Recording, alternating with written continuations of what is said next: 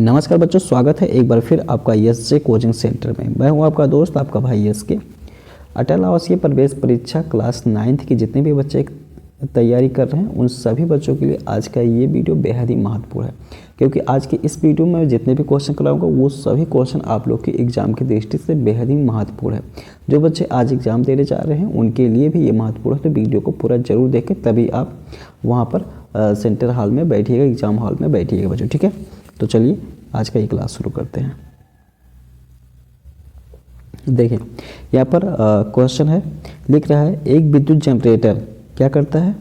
यहाँ पर आप देख सकते हैं इंग्लिश में भी दिया गया है और हिंदी में भी दिया गया है। ठीक है, तो एक विद्युत जनरेटर क्या करता है, ध्वनि ऊर्जा को विद्युत ऊर्जा में, यांत्रिक ऊर्जा को विद्युत ऊर्जा में परिवर्तित करता है, विद्युत ऊर्जा को पवन ऊर्जा में, और इसमें से कोई नहीं। ठीक है, ये चीज़ यहाँ पर लगाया गया।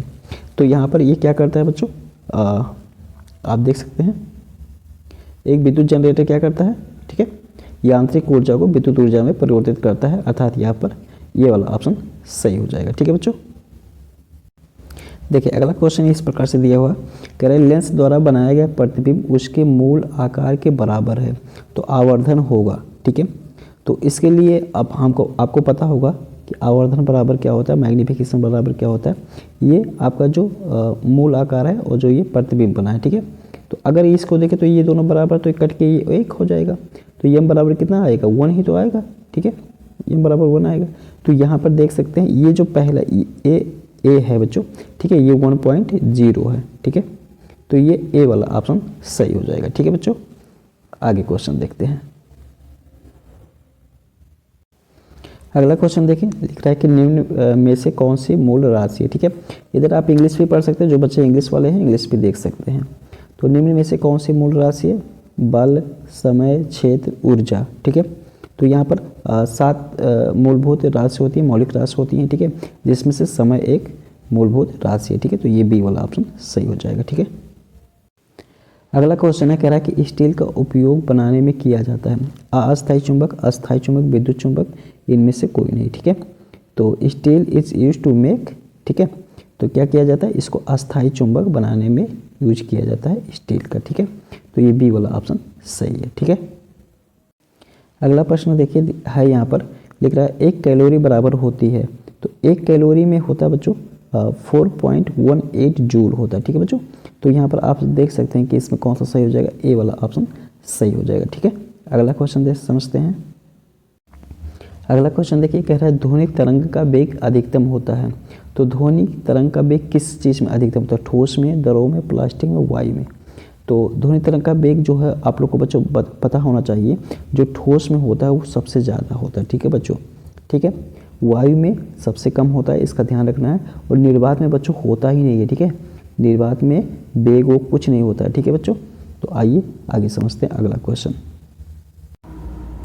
अगला है, इसमें देख सकते हैं, लिख रहा है शुद्ध जल का घनत्व 4 डिग्री सेल्सियस है, तो शुद्ध जल का डिग्री अगर 4 डिग्री सेल्सियस है तो क्या है, ऑप्शन देखते हैं इसको। तो देख सकते हैं इसका ऑप्शन है शुद्ध पानी का या शुद्ध जल का घनत्व 4 डिग्री सेल्सियस पर है। ठीक है, तो यहाँ पर क्या है, ये कितना होता है, अधिकतम होता है बच्चों। ठीक है, तो ये सही हो जाएगा। ठीक, अगला सवाल देखो। अगला क्वेश्चन है, देखो इसमें कह रहा है कोई कोहरे के माध्यम से नहीं देख सकता। ठीक है, तो कोहरा प्रकाश को अवशोषित करता है, कोहरे का अपवर्त्य सूचकांक अधिक है, प्रकाश बूंदों द्वारा बिखरा हुआ है, कोई नहीं। तो इसमें क्या होता है कि प्रकाश जो है वो बूंदों द्वारा बिखरा होता है। ठीक है, इसलिए हम कोहरे के माध्यम से कोई कुछ नहीं देख पाता है। ठीक है, तो अगला सवाल देखते हैं। अगला क्वेश्चन कह रहा है कि साउंड वेव्स हैं, तो साउंड कैसी वेव्स होती हैं, तो इसमें है बच्चों विद्युत चुंबकीय, अनुदैर्घ्य, ट्रांसवेंस, ऑप्टिकल। ठीक है, तो ये ऑप्टिकल लिखा है बच्चों। ठीक है, तो साउंड वेव कैसी होती है, अनुदैर्घ्य होती है। ठीक है बच्चों, तो ये बी वाला ऑप्शन सही हो जाएगा। ठीक है, अगला क्वेश्चन इसमें कह रहा है निम्नलिखित मैच नहीं है। ठीक है, तो इसमें क्या मैच नहीं कर रहा है, इलेक्ट्रिक सेल, तो इलेक्ट्रिक सेल ऐसे यहाँ पर कुछ साइन बना हुआ है। ठीक है बच्चों, तो इलेक्ट्रिक सेल ये यही वाला है, ये सही है। ठीक है, ये सही मैच कर रहा है। प्रतिरोध तार, हाँ प्रतिरोध तार भी ऐसे ही बना होता है, मतलब साइन जो होता है, चिन्ह जो होता है ऐसे होता है। ठीक है, इसके बाद इलेक्ट्रिक लाइट बल्ब, तो ठीक है, इलेक्ट्रिक लाइट बल्ब जो है ये इस तरीके से नहीं बना होता, ठीक है। तो यही वाला यहाँ पर मैच नहीं कर रहा है बच्चों, ठीक है। और बाकी कुंजी भी देखते साइन ये से ही बना होता है, ठीक है। तो इसलिए यहाँ पर ये मैच नहीं कर रहा है गा वाला, ठीक है बच्चों। तो अगला सवाल देखते हैं। अगला क्वेश्चन देखिए, एक प्लास्टिक की बोतल में पानी भरा गया था और उसका मुंह ढक्कन से बंद कर दिया गया था। कटोरे में एक छेद बनाया गया था। पानी के किस गुण के कारण छेद से पानी बाहर नहीं आता है, ठीक है। तो ऑप्शन देखिए क्या है इसमें क्या है, उत्प्लावन बल दिया गया है, घनत्व दिया है, दबाव दिया है, इनमें से कोई नहीं। तो इसमें से ये दबाव के कारण यहाँ पर बच्चों नहीं बाहर निकलता पानी, ठीक है। ये वायु का प्रेशर रहता है, ठीक है बच्चों। अगला देखिए क्वेश्चन है कि किसी वस्तु पर 12 न्यूटन का बल लगाने पर 4 मीटर प्रति सेकंड का त्वरण उत्पन्न होता है, वस्तु का द्रव्यमान क्या होगा, ठीक है। तो ऑप्शन में 3 किलो, 4 किलो, 12 किलो, 48 किलो, ठीक है। तो आपको फार्मूला पता है बच्चों, F बराबर क्या होता है, ma होता है ना, ठीक है। तो इसमें क्या क्या दिया हुआ है, 12 न्यूटन, तो यहाँ 12 हम लिख लेंगे। और क्या दिया हुआ है, त्वरण दिया हुआ ना बच्चों, तो त्वरण की जगह पे हम लिख लेंगे a लिख लेंगे, ठीक है। ये त्वरण की जगह पे m और यहाँ लिख लेंगे 4 हो जाएगा। तो जब इसको 75 करेंगे तो काटेंगे तो 4 3 12 हो जाएगा। तो m बराबर कितना हो जाएगा, 3 हो जाएगा, ठीक है, 3 किलोग्राम। तो ये कौन सा ऑप्शन सही, ए वाला ऑप्शन सही हो जाएगा, ठीक है। अगला देखिए क्वेश्चन है, लिख रहा है पैकेज्ड खाद्य पदार्थों को ताज़ा रखने के लिए उसमें गैस भरी जाती है। तो कौन सी गैस भरी जाती है, nitrogen, carbon dioxide, oxygen, helium. तो उसमें खाद्य पदार्थों को जो पैकेट में आता है बच्चों, उसको सुरक्षित रखने के लिए उसमें कौन सी गैस भरी जाती है, उसमें नाइट्रोजन भरा जाता है, ठीक है। तो इसको ध्यान में रखना बच्चों, ठीक है। अगला क्वेश्चन देखिए दिया हुआ है, वह पदार्थ जो जलीय घोल में साबुन की तरह चिकना होता है तथा लाल लिटमस पेपर को नीला कर देता कहलाता है। वह पदार्थ जो जलीय घोल में साबुन की तरह चिकना होता है तथा लाल लिटमस पेपर को नीला कर देता है, क्या कहलाता है, अम्लीय, क्षार, उदासीन या इनमें से कोई नहीं। तो इसमें से क्या कहलाएगा बच्चों, क्षार कहलाएगा, ठीक है। और यहाँ पर क्या हो जाएगा, एल्कली हो जाएगा, ठीक है। तो ये ऑप्शन सही है। अगला क्वेश्चन है, देखिए कह रहा है निम्नलिखित में थर्मोप्लास्टिक नहीं है, पॉलीइथिलीन, टेफ्लॉन, पॉलीविनाइल, बेकेलाइट, ठीक है। तो इसमें बच्चों बेकेलाइट थर्मोप्लास्टिक नहीं है, डी वाला ऑप्शन सही हो जाएगा, ठीक है। अगला देखो, सल्फाइड आयस को शांतित करने के लिए उपयोग किया जाता है, गुरुत्वाकर्षण पृथक्करण विधि, फ्राद फ्लोटेशन विधि, यहाँ पर फोर्थ है बच्चों, फ्लॉथ नहीं है, यहाँ पर इंग्लिश में देख सकते हैं, फोर्थ फ्लोटेशन मेथड, ठीक है। चुंबकीय पृथक्करण विधि, हाइड्रोक्लोरिक पृथक्करण विधि। तो इसमें जो सही है बच्चों, ये बी वाला ऑप्शन सही है, फोर्थ फ्लोटेशन मेथड, ठीक है बच्चों। आगे क्वेश्चन को देखो। अगला क्वेश्चन देखिए, कह रहा है कि निम्नलिखित में सुमेलित नहीं है। तो इसमें दिया है वाशिंग सोडा, तो NaCO3 हो जाएगा यहाँ पर बच्चों, यहाँ पर नहीं लिखा है NaCO3, ठीक है। कास्टिक सोडा NaCl, यह है यल है। तो कास्टिक सोडा क्या NaCl होता है बच्चों, ठीक है, नहीं होता ना। तो ये सही सुमेलित नहीं है, ठीक है। तो ये हो जाएगा यहाँ पर बी वाला ऑप्शन सही हो जाएगा, ठीक है बच्चों। अगला सवाल देखो। अगला क्वेश्चन देखिए बच्चों, लिख रहा है कि यह अग्निशामक यंत्रों में उपयोग किए जाने वाला पदार्थ है। तो सोडियम बाइकार्बोनेट NaHCO3 है बच्चों, ठीक है। तो यहाँ पर यही सही हो जाएगा, सोडियम बाइकार्बोनेट हो जाएगा बच्चों, ठीक है। तो ये ऑप्शन सही है, फर्स्ट वाला।